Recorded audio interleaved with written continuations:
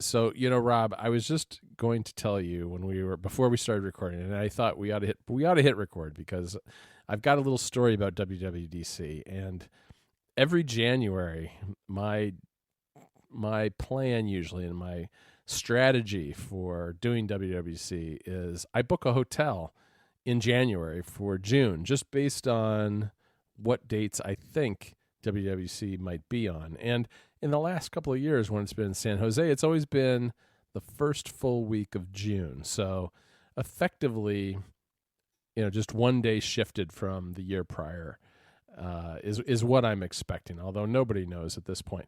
And so I went and looked at hotels. And the first year WWDC was in San Jose, the hotels in the area had no clue, and it was a breath of fresh air. It was inexpensive compared to San Jose. It was really nice.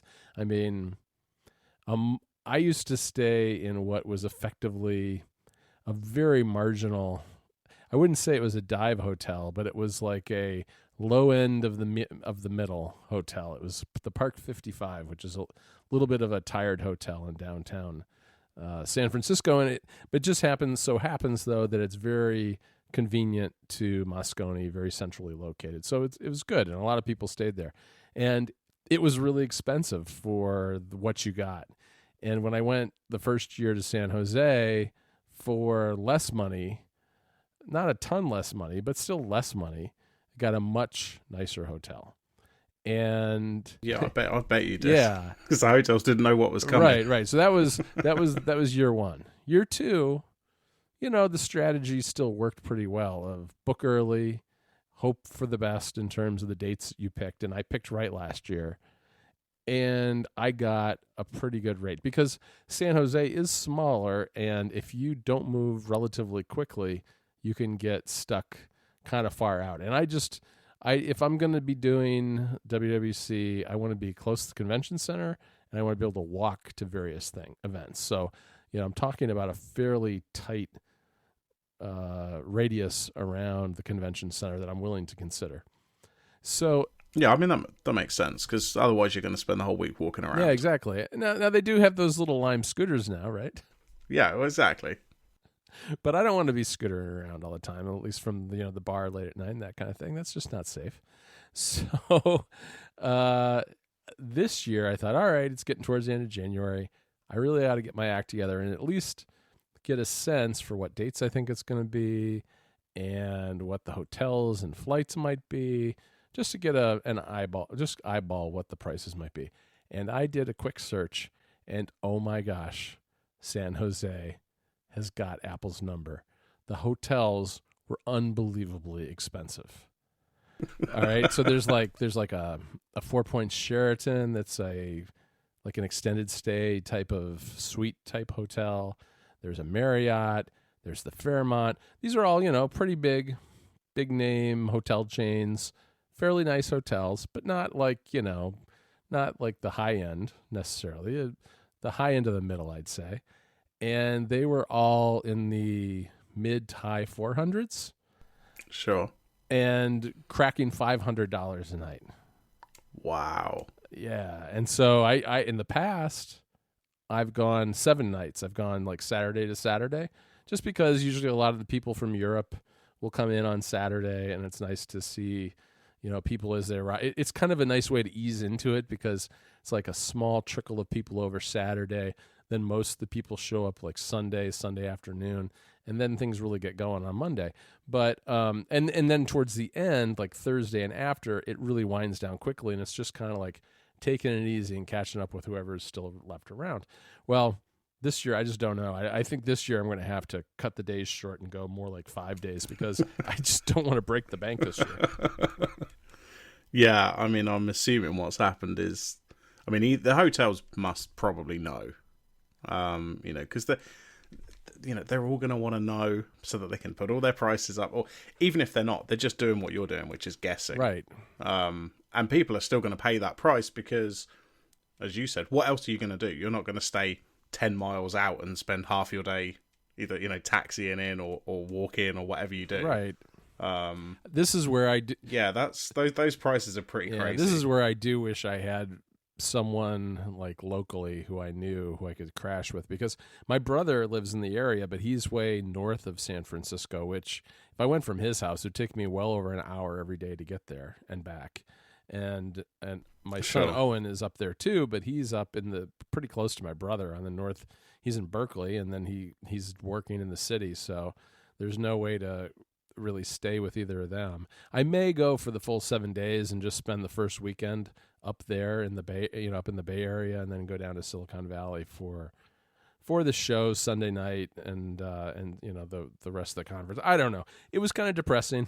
I mean, it sounds like maybe you should remortgage your house or sell your house. And the thing was I initially Googled I Googled something like San Jose hotel rates, and the results that came up were for like what the rates are right now, like this week in January, and the rates like that 4-point Sheraton that I mentioned. I was like, oh, I should consider staying there. That's only $150 a night. That's a good deal.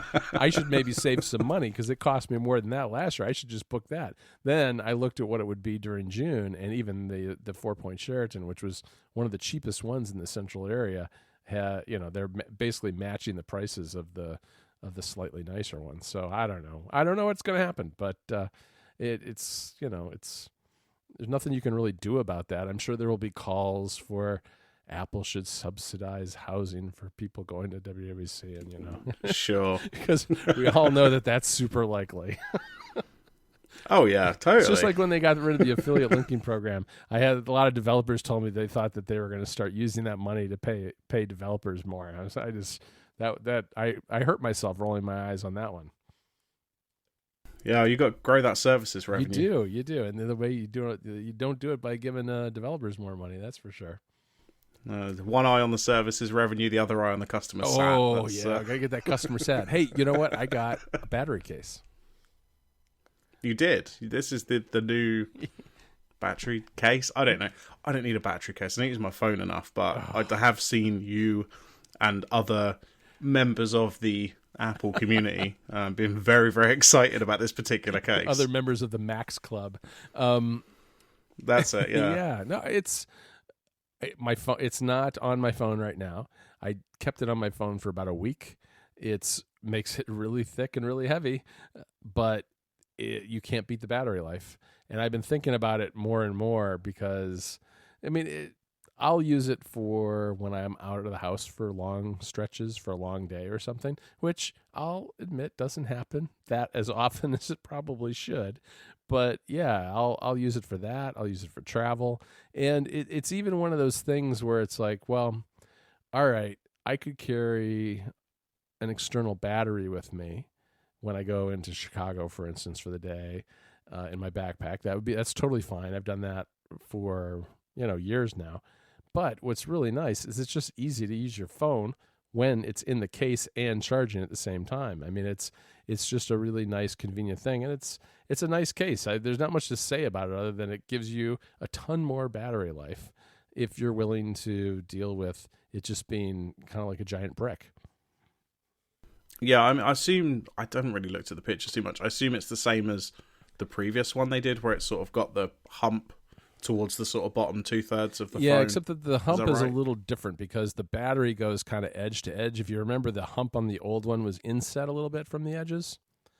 So it's probably less noticeable. It probably looks arguably a little better. But yeah, that's essentially how it works. And so to put it on, you just kind of fold back the top part and shove your phone in. Oh, okay, cool. Well, I'm glad everyone's excited and happy with it. It key charges, Rob. Wow.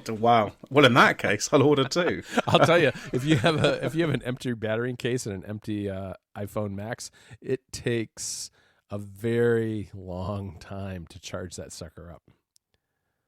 Yeah, I bet it. And I assume you've got like one of the decent Qi chargers, like one of Apple's ones. I don't have, or one of the ones that Apple sell. No, I don't actually. You know what I have? I have a trio now of Mophie chargers. They are the nicer, faster ones. They're 7.5 watt, which I think is the fastest that any of the Apple phones will charge at. And the reason I got those is because it wasn't Black Friday. It was maybe Cyber Monday or whatever it was. There's all these days now that everything's a day. One of those days, everything's a day. One of those days where there was a discount, I got them for basically like $20 or $25 each, which I was like, well, I can buy 3 of these. Air Power, I think, is going to cost at least $100. So Air Power, never heard of it. What's this? I swear it's coming. The rumors are it's coming. Oh, you're a believer. I do think it's coming, but yeah, I think it's coming. I think it's coming in the next 6 months, but I think it'll come before WWDC. But I figured, you know what, I can get 3. I was tired of waiting. I just got 3 of these, and I've got one in my bedroom, one in the kitchen, and one in my office, and that does it for me. I don't really feel the need to have more than that, and I kind of like it. I mean, key charging is nice. I mean, it's not the world's best thing, but I do like it better than plugging in a cable. Oh yeah, for sure. I mean, I've had to charge mine for the last week or so with the cable, just because I've been sleeping in another room because I'm not feeling too well. I don't want to keep everyone else in the house up.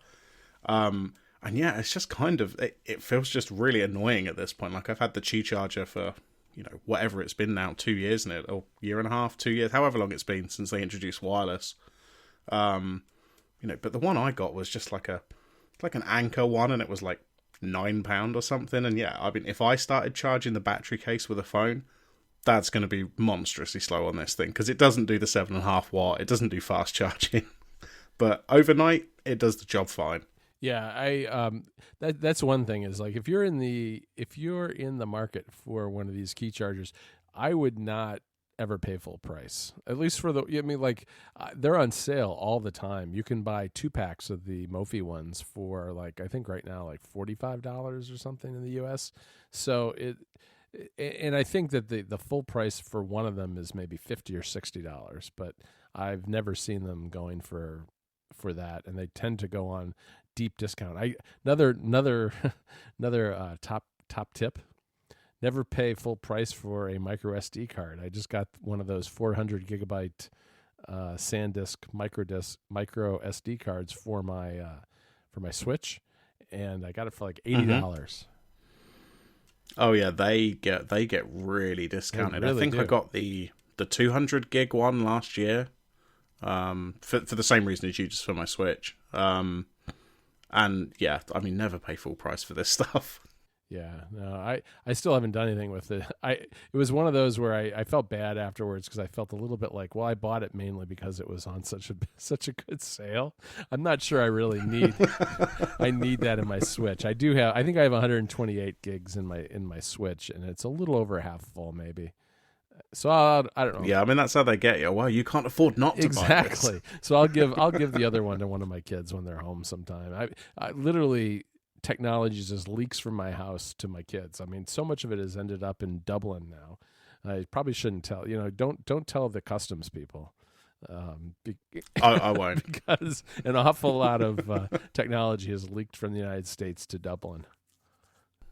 Oh, I'm sure it has. Some stuff that I really kind of regret giving up too. One of my favorite power bricks is a Belkin Valet, which it's not a huge battery, charger thing, but it has a little watch charger on it, and it's really handy for traveling, because a watch it can fill up a watch like 10 times or more, and then every now and then when you just need a little juice for your phone, you can plug it into the USB on the end of the thing. So I kind of want that. It sounds like you're too nice to your kids. I want that one back. That one got sent to me for testing. That was a free one. And then I went to go buy myself a second one. I was like, oh, this is too expensive. I'm not buying it. Yeah, I guess any amount of money's more expensive than free. There is that. So we're talking about spending a lot of money, and I mean, you know this. I guess anyone who's followed me on Twitter for a while, like, I buy a lot of stuff for just, like, I get into hobbies, and I go a little. I can't you get a little obsessed, maybe. Right, I can't just be into something a little bit. Like, if I'm going to get into something, I really go for it. Like, the last few years, it's been Lego, and I've that's wound down a bit now, because I've kind of bought all the older sets that I wanted and stuff like that. There's always new ones, though. there's always new ones, but they're recycling a lot of the same stuff now because, like movies, a lot of it is superhero stuff. Sure. Which is not a bad thing, I like the superhero movies, I like the characters and that kind of thing. But they're kind of recycling a lot of it now. And then about a year ago, Jess bought me some comics, and this is just like, this is the new thing now, and I keep just buying all these comics. I'm like, I need to read them first before I buy any more. I saw you posted a picture of Domino. I was like, oh, Robb's into comics now. Yeah, and now, of course, I'm going, well, I'm buying physical ones because, they're not too expensive and I can sort of get them sent to me every month or whatever.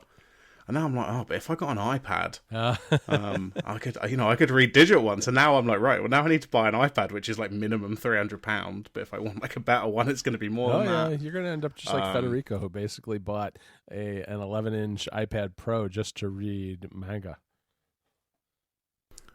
Yeah, I mean, that's kind of what I'm concerned about. It's really good for that. That's the one that Jason Snell recommends on sixcolors.com. I'll have you know. Yeah, I'm telling you now, if I do buy one, it will be the cheapest one. But saying that, I mean, the rumors are suggesting there might be an iPad mini update. I mean, I know it's a smaller screen, but that's the size that I really like. But of course, I'm not going to buy the current one because it's like nearly 4 years old. Yeah, it's not good. I mean, we have an old mini in our house, and the thing has gotten really slow.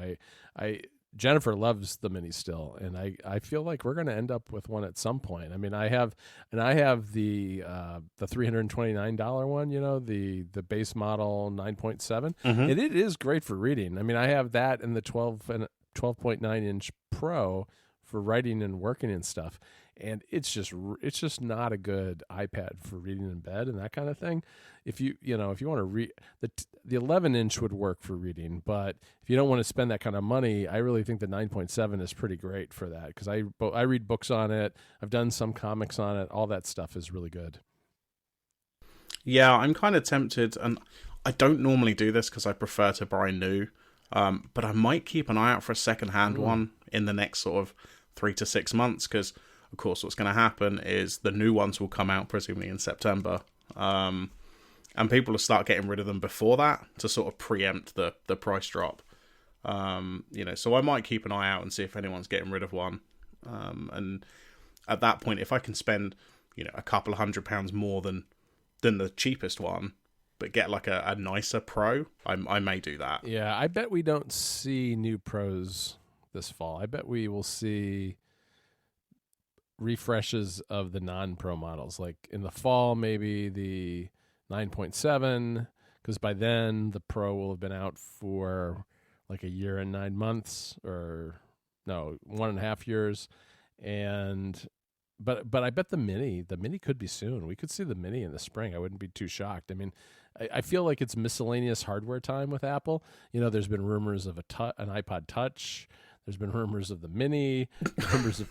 That's the weirdest rumor of all of this. But it has been a long time, and I've got one. I've got the 5th generation. I bought it for testing, for development. And every now and then I run across it, and I'm like, oh, I forgot that I have you. I have the really weird one that's the base model that has a blank it has a spot for the camera, but it's covered over with metal. It's the strangest iPod of all. It's the special. I didn't even know that was. Yeah, it was a thing in the 5th generation. If you got the base model, they took the camera out and just replaced it by. I mean, there's still a bump and everything for the camera, I think, but there's just metal there. I bought that in San Francisco. Like I guess it was like 4 years ago, 5 years ago. I don't know. I guess it was quite a while ago, 2013 or 14 probably. But yeah, probably 2014. I think 15. I don't know. Anyway, it's not important. but AirPower, right? I'm interested in seeing what what if this mini gets updated. I mean, because if I'm just reading on it, it doesn't really matter too much if it's ultra powerful or anything like that. Like the mini screen is a pretty reasonable size, but to be honest, it's also going to depend on the price, because if the 329 one is only either a little bit more or about the same, I'm going to go for that one because it's a much bigger screen. Yeah, it's very strange where the mini fits into this, because I know they've been talking about this on Connected, and I kind of agree with them. It's really hard to imagine where that fits in the lineup unless you drop the price. and for a lot of reasons, it feels weird that they would drop the price, but I think the old Mini is still like $329. It's basically the cost of the big one. Well, in the UK, the cheap iPad, the $329 one you're referring to, is $329, and the Mini is $400. Oh, okay. That might be true here too. It might be it might be the case, or something. But the biggest use case that I specifically keep coming across is our customers, are at work, that we're build software for and stuff like that. They go out with a tablet and do things every day. They're using it pretty much all day long, so they want something small, right? But then they say, "What iPad shall I buy? Is this iPad Mini good?" Or they will have already bought it and they said, "Oh, I've bought a brand new iPad and it's a bit slow." And I'm like, it's nearly 4 years old. Like, I know it's brand new to you, but like, what's happened here is Apple have bamboozled you into thinking that this is a decent tablet. Yeah, it really shouldn't be for sale anymore, I don't think. It's but you know what? I was using the one in our house the other day, and there is something about it that's pretty nice, because especially now that I've got the XS Max, it's kind of closer to using that than it is using any other iPad, because you can hold it and thumb type on it, for instance. I mean, you really can't do that on any of the other iPads in any real way. Yeah, I don't know. I guess we'll see. I assume if anything comes out, it's probably going to be around March time. And I think, to be honest, the price will be what the deciding factor is for me. Yeah, at this point don't count on any deals. I have to do the earnings call in, I don't know, what is it, like a week, and it's going to be bad news, and they're not going to, I don't think there's a lot of room for Apple to be pushing the prices down at this point, unless they come up with a new product. And there is an argument for filling out the line on some of their products to attract more people, but that, are they really going to do that and hurt their average selling price and all those other metrics that people follow? I mean, I really am not probably my least favorite thing to do is to cover the earnings calls, because I just don't really care, to be honest. And there's nothing ever said in one of those earning calls that's interesting or insightful in the least. I mean, yes, you can draw some inferences from the numbers. That can be interesting. But in terms of what is actually said when you sit on those, and I'm always really tempted at the end, because at the end, the PR people get on and they say, for more information, if you need to get hold of us, you should call us. And they have that phone number of all the PR people. I always just want to call and just ask random questions, because I don't know. I mean, I'm on the call. Do you think they'd take it? I don't know. Probably not. No, you'd say, don't you know who I am? I'm John Voorhees of Mac Stories. Mark Gurman at Bloomberg. Anyway, I don't think they do his tips over the phone. I should pick somebody else, shouldn't I? Those ones are done in the dark of a car park. Oh dear. Well, I think we should probably wrap it up for this week. Yeah, that sounds good. It's good to be back. It's only been it's 2019 and we're fresh and ready to go. We got a lot of episodes ahead of us. It's I don't know. We'll be sitting in the cold for a lot of months waiting for the sun to shine again, and so in the meantime, we'll podcast. Yeah, let's do it. I mean, it's been good. It's good to be back. It's the second episode of the year. I think we're back into the swing of it now. Sounds good.